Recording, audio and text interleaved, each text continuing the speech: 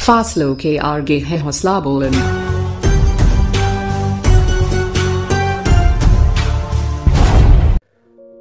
नमस्कार। आज जागतिक महिला दिन। त्यानिमित्त मी डॉक्टर प्रेम घोडके सर्व कर्तृत्ववान महिलांना केवळ आज महिला दिन म्हणून नाही तर कायमस्वरूपी आणि रोजच्या साठीच मनापासून शुभेच्छा देत मानाचा मुजरा करतो। रोजच्या कितीतरी कसरती करून आपल्या परिवारासाठी नोकरी करून अथवा अन्य काहीही कामधंदा करून लोकांचे उंबरठे झिजवणाऱ्या आपल्या स्व आणि समाजाच्या जाणीवांच्या मर्यादा सांभाळून कुटुंबाचा गाडा लीलया पेलणाऱ्या आई, बहीण, बायको, प्रियसी, लेक, राजकारणी, ऑफिसर्स ते गृहिणीच्या रूपातील अविरत चालणारी एक महिला म्हणून स्त्रीत्वाचा अभिमान बाळगून प्रवास करणारी बाई आज दसो दिशा आपल्या कर्तृत्वाचा झेंडा रोवत आकाशाला सुद्धा ठेंगण करू पाहते। याचा अभिमान सर्व भारतीयांना असणारच, यात शंका नाही। म्हणूनच त्यांचा सन्मान आजच्याच दिवशी का तर प्रत्येक दिवशी झाला पाहिजे, नाही केलाच पाहिजे। पण आज असेही काही परिवार आहेत ज्यामध्ये त्यांच्या पतीच्या व्यसनांधपणामुळे अख्खे कुटुंब बर्बाद झाल्याचे आपण पाहतोय।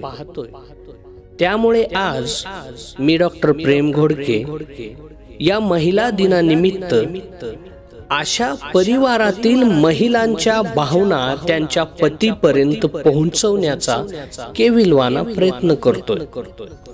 आता यात प्रत्येक पती आणि प्रत्येक पत्नी असे असतीलच असे नाहीये।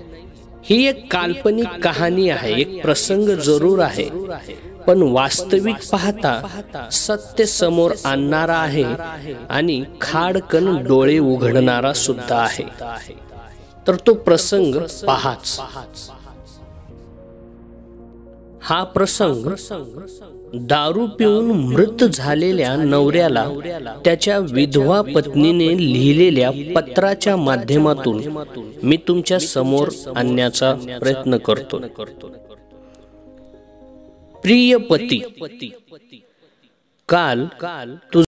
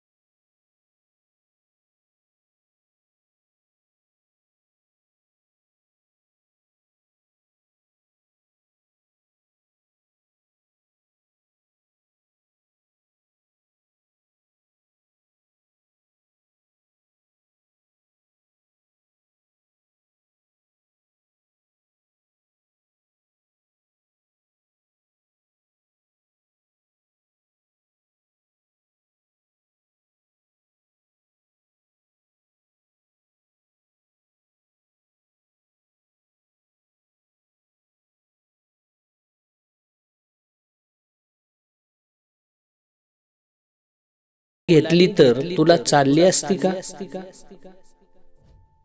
अधूनमधून तुला प्रेमाचे भरते यायचे व तू दारू सोडायचे ठरवायचास, परंतु परत मित्रच आडवे यायचे.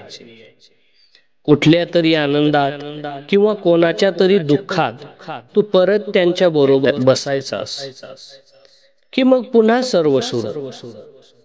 त्यामुळे मला एक प्रश्न पडला, मित्राला परत परत दुःखात लोटणारे असले कसले रे हे तुझे मित्र? जीवनात आनंद मिळण्याचे अनेक चांगले मार्ग आहेत, परंतु तुम्ही सर्वांनी मात्र वाईट मार्गच निवडला. दारू पिणं सोडून बघितलं असतंस ना तर यातले अर्ध्याहून अधिक मित्र तुझे केव्हाच गायब झाले असते. हे कसले तुझे मित्र? तुझी आजारपणे चालू झाली आणि घराची आर्थिक विवंचना अजूनच वाढली. तुझ्या पोटात झालेले पाणी काढणे, लिव्हरची सूज उतरवायचे औषध घेणे हे सोपस्कार चालू झाले. माझ्या सुद्धा ऑफिसला दांड्या चालू झाल्या. हाऊस मौज करणे तर दूरच, मुलांची फी सुद्धा वेळेवर भरली जात नव्हती. तुझ्या शेवटच्या आजाराने तर डोक्यावर कर्ज करून ठेवले. तू बरा होणार नाहीस माहीत असून सुद्धा तुझ्या औषध उपचाराचा खर्च थांबवला नाही आम्ही. सरकारला सुद्धा दारूबंदी नकोय, कारण त्यांचे फक्त मिळणाऱ्या महसुलाकडेच लक्ष आहे.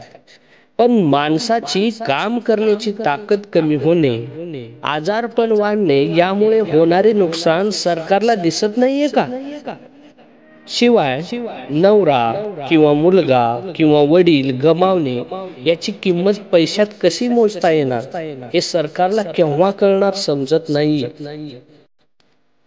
आता तुझ्या आई वडिलांची सेवा, मुलांचे शिक्षण व संस्कार हे सर्व माझी एकटीची जबाबदारी झाली आहे. ती मी पार पाडीनच. पण महत्वाचे म्हणजे माझ्या मुलांना या एकच प्यालापासून दूर ठेवणे हे माझ्या दृष्टीने फार महत्वाचे आहे.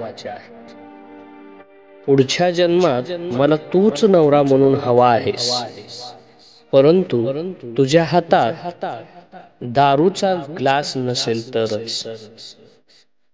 तुझीच प्रिय अर्धांगिनी.